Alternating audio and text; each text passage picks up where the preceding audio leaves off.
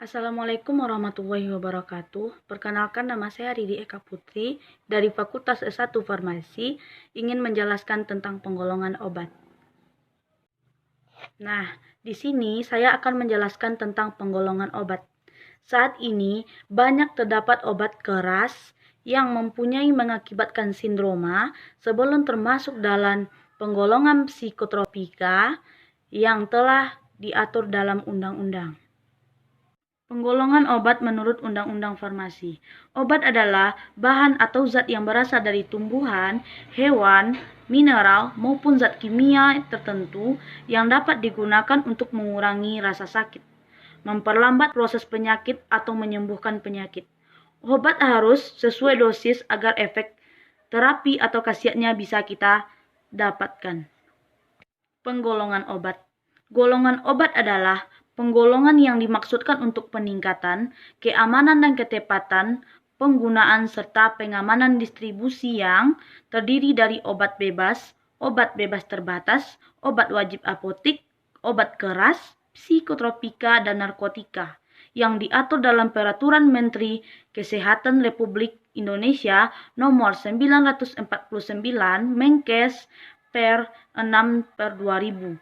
Berdasarkan peraturan tersebut, obat digolongkan dalam 5 golongan, yaitu penggolongan obat. 1. Obat bebas ada di toko atau warung, ada di toko obat dan apotik. 2. Obat bebas terbatas ada di toko obat dan apotik. 3. Obat keras ada di resep dokter dan apotik. 4. Obat bius narkotika ada di resep dokter di apotik.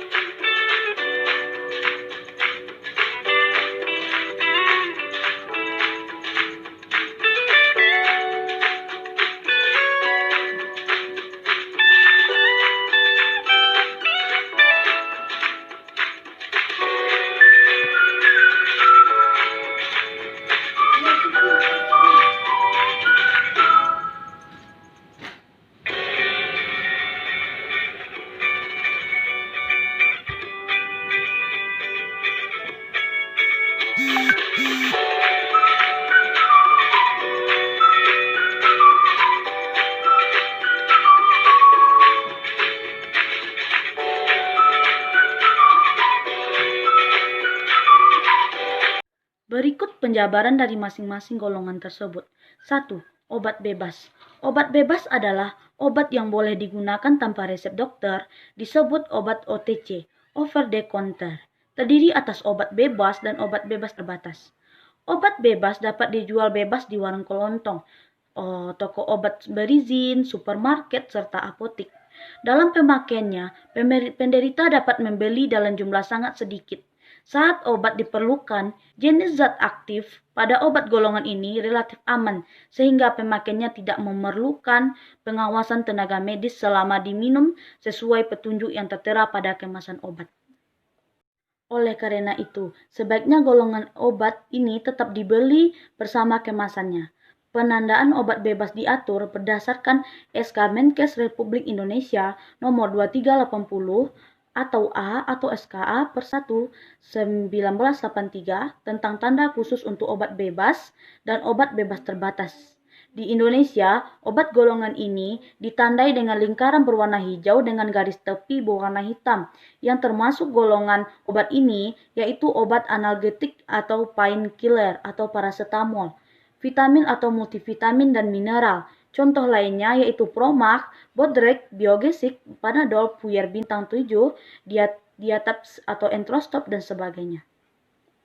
2. Obat bebas terbatas. Obat bebas terbatas adalah obat yang sebenarnya termasuk obat keras, tetapi masih dapat dijual atau dibeli bebas tanpa resep dokter dan disertai dengan tanda peringatan.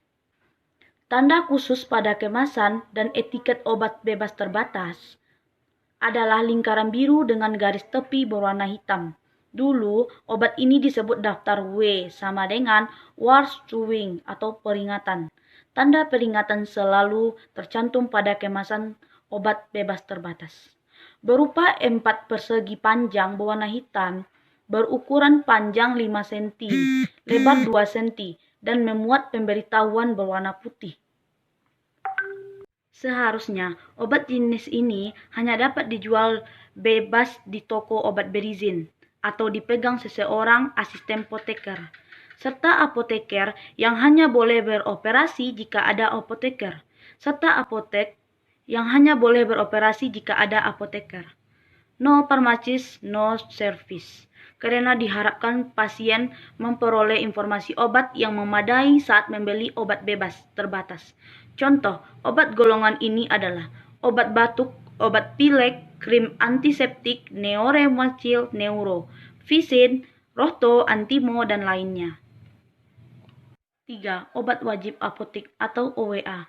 OWA merupakan obat keras yang dapat diberikan oleh apoteker, pengelola apotik atau APA kepada pasien. Walaupun APA boleh memberikan obat keras, namun ada persyaratan yang harus dilakukan dalam penyerahan OWA. Yang pertamanya, apoteker wajib melakukan pencatatan yang benar mengenai pasien atau data pasien yang berisi nama, alamat, atau umur, serta penyakit yang diderita pasien. Yang kedua, apoteker wajib memenuhi ketentuan jenis dan jumlah yang boleh diberikan kepada pasien. Contohnya, hanya jenis oksid tetrasiklin salep saja yang termasuk OWA dan hanya boleh diberikan 1 tube. Yang ketiga, apoteker wajib memberikan informasi obat secara benar mencakup, yaitu indikasi, kontraindikasi, cara pemakaian, cara penyimpanan, dan efek samping obat yang mungkin timbul, serta tindakan yang disarankan bila efek tidak dikehendaki tersebut timbul. Yang selanjutnya, tujuan OWA adalah memperluas keterjangkauan obat untuk masyarakat. Maka obat-obat yang digolongkan dalam OWA adalah obat yang diperlukan bagi kebanyakan penyakit yang diderita pasien, antara lain obat antiinflamasi atau asam mefenamat, atau obat alergi kulit atau salep hidrokortison, infeksi kulit dan mata, salep oksitetrasiklin, anti alergi sistemik atau CTM, obat KB hormonal. Sesuai Permenkes nomor 919, Permenkes atau Per X 1993. Kriteria obat yang dapat diserahkan yaitu 1. Tidak dikontraindikasikan untuk penggunaan pada wanita hamil, anak di bawah usia 2 tahun, dan orang tua di atas 65 tahun. 2. Pengobatan sendiri dengan obat dimaksud tidak memberikan risiko pada kelanjutan penyakit. 3. Penggunaannya tidak memerlukan cara atau alat khusus yang harus dilakukan oleh tenaga kesehatan. 4. Penggunaannya diperlukan untuk penyakit yang prevalensinya tinggi di Indonesia. 5. Obat dimaksud memiliki khasiat keamanan yang dapat dipertanggungjawabkan untuk pengobatan sendiri. Yang keempat, obat keras. Obat keras dulu disebut dengan obat daftar G sama dengan Gevaarlijk atau berbahaya, yaitu obat berkhasiat keras yang untuk memperolehnya harus dengan resep dokter. Berdasarkan keputusan Menteri Kesehatan RI nomor 02396 atau A SKA 3/1986, penandaan obat keras dengan lingkaran bulat berwarna merah dan garis tepi berwarna hitam serta huruf K yang menyentuh garis tepi. Obat-obatan yang termasuk dalam golongan ini adalah antibiotik atau tetrasiklin, penisilin, dan sebagainya, serta obat-obatan yang mengandung hormon atau obat kencing manis, obat penenang, dan lain-lain. Obat-obat ini berkhasiat keras dan bila dipakai sembarangan bisa berbahaya, bahkan meracuni tubuh, memperparah penyakit atau menyebabkan kematian. Obat-obat ini sama dengan narkoba yang kita kenal dengan menimbulkan ketagihan. Karena itu, obat-obat ini mulai dari pembuatannya sampai pemakaiannya diawasi dengan ketat oleh pemerintah dan hanya boleh diserahkan oleh apotek atas resep dokter. Tiap bulan apotek wajib melaporkan pembelian dan pemakaiannya pada pemerintah. Yang kelima, obat psikotropika dan narkotika. Psikotropika adalah zat atau obat yang dapat menurunkan aktivitas otak atau merangsang susunan saraf pusat dan menimbulkan kelainan perilaku. Disertai dengan timbulnya halusinasi atau menghayal, ilusi, gangguan cara berpikir, perubahan alam perasaan dan dapat menyebabkan ketergantungan serta mempunyai efek stimulasi atau merangsang. Bagi para pemakainya, jenis-jenis yang termasuk psikotropika adalah ekstasi dan sabu-sabu. Sedangkan narkotika adalah zat yang atau obat yang berasal dari tanaman atau bukan tanaman, baik sintetis maupun semi-sintetis, yang dapat menimbulkan pengaruh-pengaruh tertentu bagi mereka yang menggunakan dengan memasukkannya ke dalam tubuh manusia. Pengaruh tersebut berupa pembiusan, hilangnya rasa sakit, rangsangan semangat, halusinasi, atau timbulnya khayal-khayalan yang menyebabkan efek ketergantungan bagi pemakainya. Macam-macam narkotika yaitu opioid atau opiat seperti morfin, heroin atau putau, atau kodein, demerol atau petidina, metadone atau kokain, kannabis atau ganja, dan lainnya. Ciri-cirinya yaitu dulu dikenal obat daftar O, golongan opiat atau opium. 2. Logonya berbentuk seperti palang. Nah, yang selanjutnya, obat ini berbahaya bila terjadi penyalahgunaan dan dalam penggunaannya diperlukan pertimbangan khusus dan dapat menyebabkan ketergantungan psikis dan fisik. Oleh karena itu, hanya boleh digunakan dengan dasar resep dokter. Kelompok obat yang seringkali digunakan pada diare adalah Jai dan Raharja pada tahun 2007, yaitu 1. Kemoterapeutika untuk terapi kausal, yakni memberantas bakteri penyebab diare, seperti antibiotik, sulfonamid, kinolon, dan furazolidon. 2. Obstipansia untuk terapi sintomatis yang dapat menghentikan diare dengan beberapa cara, yakni yang pertama, zat-zat penekan peristaltik sehingga memberikan lebih banyak waktu untuk resorpsi air dan elektrolit oleh mukosa usus, yaitu candu, dan alkaloidanya derivat petidin, difenoksilat, dan loperamida, dan antikolinergika atau atropine extrabelladonna. Selanjutnya, astringensia yang menciutkan selaput lendir usus, misalnya asam samak atau tanin, dan tanabumin, kadang garam, bismut, dan aluminium. Dan selanjutnya, absorbensia, misalnya karboadsorbens yang ada pada permukaannya dapat menyerap dihasilkan oleh bakteri atau ada kalanya berasal dari makanan, yaitu udang atau ikan. Termasuk di sini adalah juga mucilagines, zat-zat lendir yang menutupi selaput lendir, usus, dan luka-lukanya dengan satu lapisan pelindung, umpamanya kaolin-pektin. 1. Karbohidrat yang terdapat antara lain dalam buah apel dan garam-garam, bismut, serta aluminium. Yang ketiga, spasmolitika, yakni zat-zat yang dapat melepaskan kejang-kejang otot yang seringkali mengakibatkan nyeri perut pada diare, antara lain papaverin dan oxyphenonium.